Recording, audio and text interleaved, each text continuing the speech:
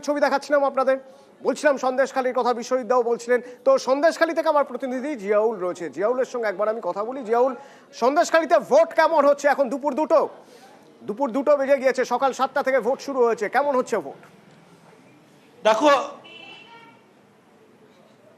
দেখো এখনো পর্যন্ত বলা যেতে পারে শান্তিপূর্ণভাবে ভোট হচ্ছে, কিন্তু একেবারে রেখা পাত্র যখন তার নিজের বুথ অর্থাৎ তিনি নিজের বুথে যখন যায় তখনই তার এজেন্ট তৃণমূল কংগ্রেসের এজেন্টের সঙ্গে তুমুল তর্ক বিতর্ক হয়। তার কারণ তিনি বুথের মধ্যে গিয়েও সেখানে ভোটারদেরকে প্রভাবিত করছিল, তা নিয়ে তৃণমূল কংগ্রেসের যিনি এজেন্ট রয়েছেন তিনি একেবারে প্রতিবাদ করে তুমুল বাকবিতণ্ডা হয়।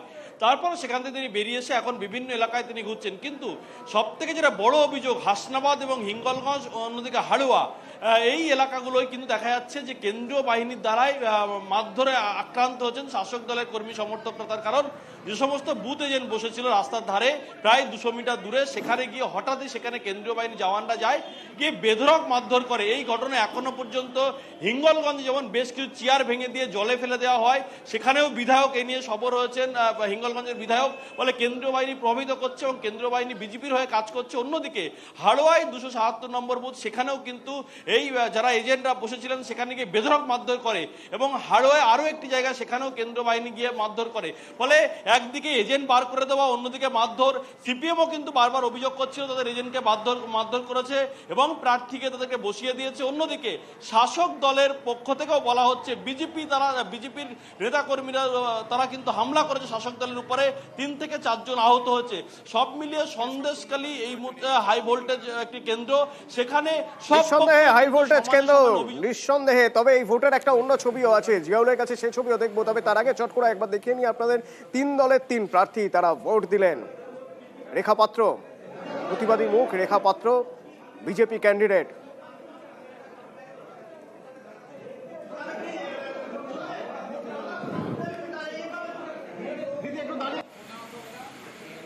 প্রাক্তন সাংসদ হাজী নুরুল, এবারও তার উপরেই ভরসা করেছে দল তৃণমূল, এবারও তার উপরেই ভরসা করেছে। তারই পাশাপাশি দেখাবো নিরাপদ সর্দার, সন্দেশখালীর প্রাক্তন বিধায়ক, এখন সিপিআইএম এর প্রার্থী এই ভোটে। তো প্রার্থীরা ভোট দিলেন, মানুষ ভোট দিচ্ছেন। ভোটের ছবি, ভোটারদের ছবির পাশাপাশি একটা বুথের ছবি দেখাই আপনাদের। দেখুন, চট করে দেখলে মনে হতে পারে কোনো অনুষ্ঠান হচ্ছে, অনুষ্ঠান তো বটেই। বিশ্বের সবচেয়ে বড় গণতান্ত্রিক দেশের বৃহত্তম উৎসব ভোট। জিয়াউল, এই যে বুথের ছবি দেখছি, এই বুথ কোথাকার বুথ? বেশ রঙিন বেলুন দিয়ে সাজানো বুথ। একদম, দেখো প্রতি বিধানসভায় একটি কিন্তু এই সাজানো গোছানো একটি বুথ করা হচ্ছে, যাতে ভোটারদের মনোবল এবং ভোটারদের যে একটা ভয় ভীতি থাকার থেকে দূরে রাখার জন্যই প্রতি বিধানসভায় একটি করে বুথ কিন্তু করা হয়েছে। এবং সেই বুথ দেখলে মনে হবে, এক ঝলক দেখলে মনে হবে যেটি কোনো বিয়ে বাড়ি বা অনুষ্ঠান বাড়ি। তার কারণ সেখানে বাচ্চাদের খেলাধুলা, অর্থাৎ কোনো মায়ের সঙ্গে কোনো বাচ্চা এলো, তাদেরকে বসা, তাদেরকে খেলাধুলার জায়গা করা হচ্ছে। বয়স্ক মানুষ যারা এসছেন তাদেরকে কষ্ট হয়ে গেলে তারা একটু বসে বিশ্রাম করতে পারবেন।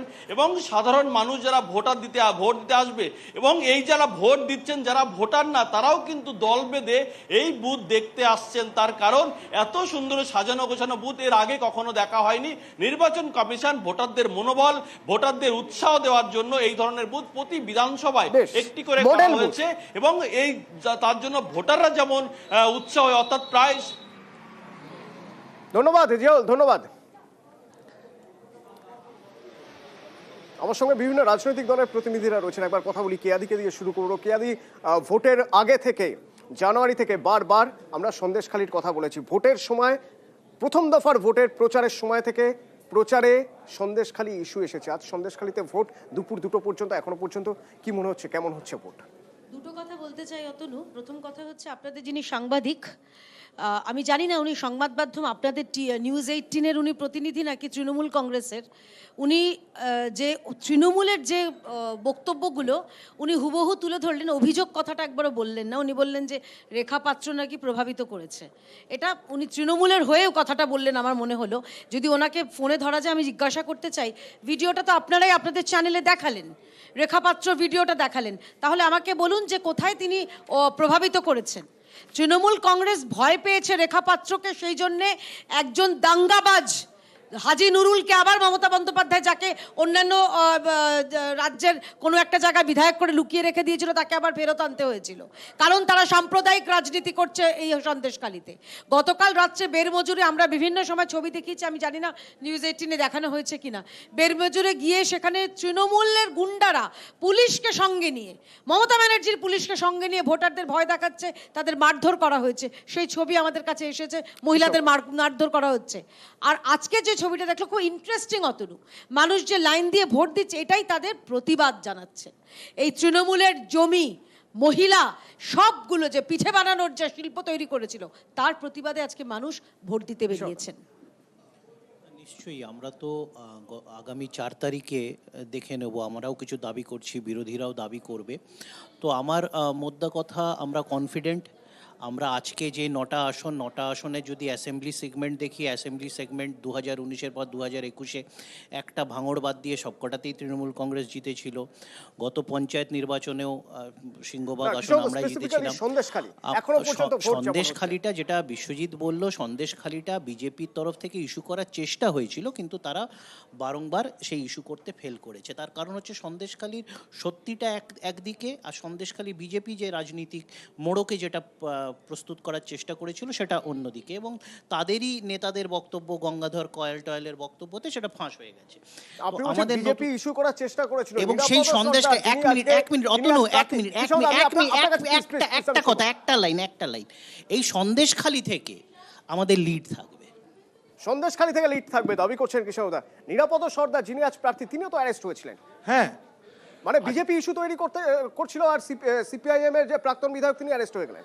মিথ্যা মামলায় নিরাপদ সর্দারকে অ্যারেস্ট করা হয়েছিল, এবং গতকাল আপনি যদি দেখেন সন্দেশখালিতে রাত্রিবেলা গ্রাম জ্বালিয়ে দেওয়ার কথা উঠে এসছে। সেখানে আজকের সকালে মানুষের গণপ্রতিবাদ প্রমাণ করছে যে ভোটদানের লাইন। শেখ শাহজাহান, শিবু হাজরাদের বিরুদ্ধে দাঁড়িয়ে, মহিলাদের ওপর নির্যাতনের বিরুদ্ধে দাঁড়িয়ে সন্দেশখালির মানুষ ভোটের বাক্সে জবাব দেবে। কৃষ্ণদা দাবি করছেন যে সন্দেশখালি লিড দেবে, মানুষ প্রতিবাদ করবে, মানুষ প্রতিবাদ করে তৃণমূলের বিরুদ্ধে ভোট দেবে, বাদশাহ দাবি করছেন। আপনার কি মনে হয় সুস্মিতা? দেখো, একটা জিনিস কিন্তু পরিষ্কার, একটুখানি ভেবে দেখলে আমরা দেখতে পাবো, এই যে যেই সব জায়গায় ত্রিমুখী দ্বন্দ্ব হবে, ত্রিমুখী দ্বন্দ্বতে একটা জিনিস কিন্তু হবে, ভোটটা কিন্তু সিপিএম এবং কংগ্রেস জোট যে ভোটটা টানবে, সেই ভোটটার উপরে কিন্তু অনেক কিছু নির্ভর করবে, কোন দল জিতবে, কোন দল হারবে। বিজেপি নেই এখানে না, আমি বলছি সিপিএম কংগ্রেস যে ভোটটা টানবে সেইটার উপর নির্ভর করবে সেটা তৃণমূলের থেকে যাবে না বিজেপির থেকে যাবে।